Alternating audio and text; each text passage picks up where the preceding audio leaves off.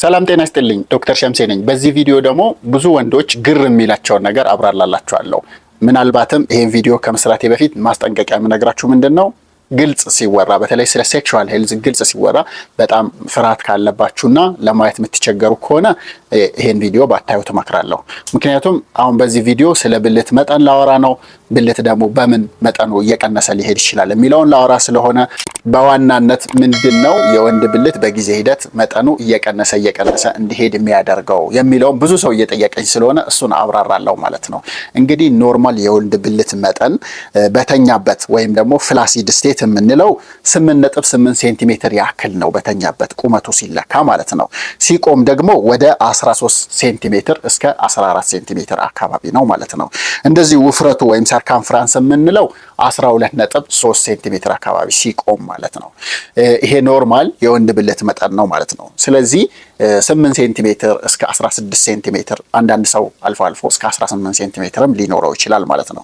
ስለዚህ የወንድ ብልት ኖርማሉ ከ8 እስከ 18 ኖርማል እንደሆነ እንድታውቁ በዚህ አጋጣሚ መጀመሪያ እንነግራችሁ ፈልጋለሁ ማለት ነው። ምክንያቱም ብዙ ወንዶች ኖርማል ብልት መጠን ይዘው በጣም ሲጨናነቁ ስለማይ ማለት ነው። እና ነገር ግን በሂደት ኖርማል መጠን የነበራቸው ወንዶች ብልታቸው መጠኑ እያነሰ የሚሄድባቸው በርካታ ምክንያቶች አሉ ማለት ነው። እነዚህን ፔናይል ሽሪንኬጅ ወይም ደግሞ የብልት መጠን ማነስ መንስኤዎችን 9 የሚደርሱ ያክሉትን እኔ አቀርብላችኋለሁ። እስከ መጨረሻው ተከታተሉኝ ማለት ነው።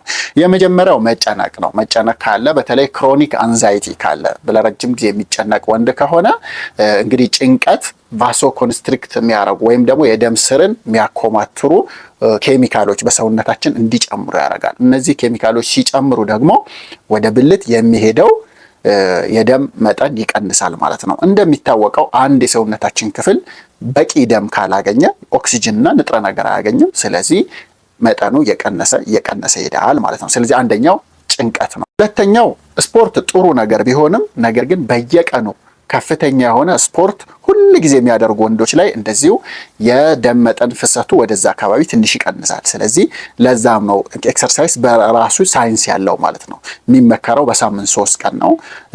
ስለዚህ ዴይሊ አይደለም ማለት ነው። ዴይሊ በየቀኑ ስፖርት መስራትም እንደዚሁ ከጥቅሙ ጉዳቱ ያመዝናል ማለት ነው። ስፖርት ጥሩ ቢሆንም ግን በየቀኑና ኢንቴንስ የሆነ ኤክሰርሳይዝ አይመከርም ማለት ነው።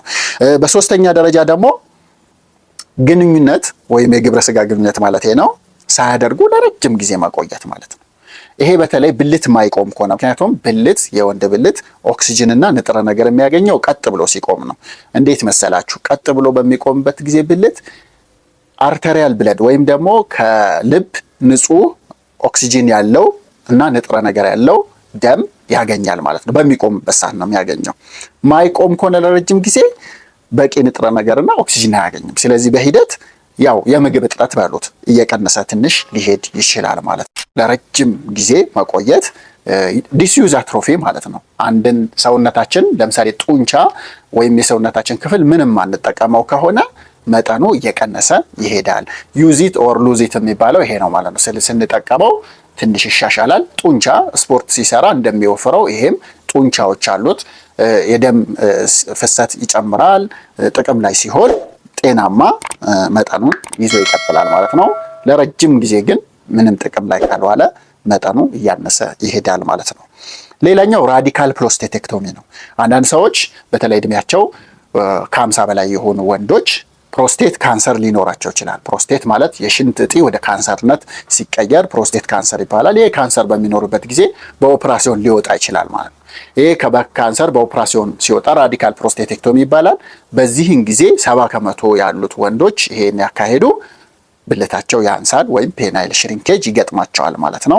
ይሄ በአብዛኛው ከዓመት በኋላ የተሻሻለ ይሄዳል ማለት ነው። ሌላኛው ፓይሮኔስ ዲዚዝ የምንለው የብልት መጣመም እንደዚሁም ደግሞ ሽሪንክ ማድረግ ጠባሳ ብልት ጠባሳ ይፈጥርና ጠባሳው መጠኑን እንዲቀንስ እንደዚሁ እንዲጣመም ያደርጋል። ይሄ ፓይሮኔስ ዲዚዝ ይባላል። ከዛ ውጪ ግን ኤጂንግ ነው ወይም እድሜ እየገፋ ሲሄድ እንደ ማንኛውም የሰውነታችን ክፍል ይሄም ወደዛ የሚሄደው የደም ፍሰት ይቀንሳል በተለያየ ምክንያት። አንደኛ የደም ስሮቹ ራሱ አርተሪዮስክለሮሲስ የምንለው አለ። ድድር እያሉ ብዙ ደም እንዳይሄድ በማድረግ በቂ ደም አያገኝም። ሌላኛው ደግሞ ለረጅም ጊዜ ያው ማይክሮ ትራውማ ወይም ትንንሽ አደጋዎች ስለሚደርሱበት ፋይብሮሲስ ወይም ትንሽ ጠባሳዎች ውስጡ ላይ ኖሩና ትንሽ መጠኑ ሊቀንስ ይችላል። እድሜ በገፋ ቁጥርም አንዱ ፋክተር ነው ማለት ነው። ከዛ ውጪ ኦቤሲቲ ነው ወይም ደግሞ ከመጠን ያለፈ ውፍረት ማለት ነው። ከመጠን ያለፈ ውፍረት የወንድ ብልትን በሁለት መልኩ ሊቀንስ ይችላል።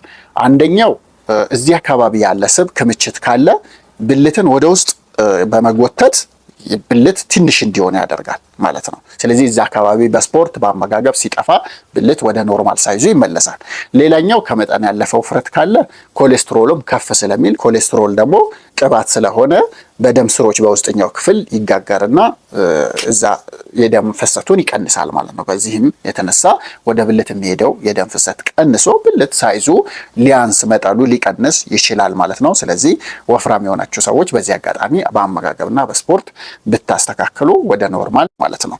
ከዛ ውጭ መድኃኒቶች ናቸው። አንዳንድ ሪክሬሽናል ድራግስ የምንላቸው የመዝናኛ መድኃኒቶች እንደ ማሪዋና፣ ኮኬን፣ አምፊታሚን የሚባሉ መድኃኒቶችም ወደዛ የሚሄደውን የደም ፍሰት ይቀንሳሉ ማለት። ከዚህ ውስጥ ኒኮቲንም አንዱ ነው። ሲጋራ ማለት ነው።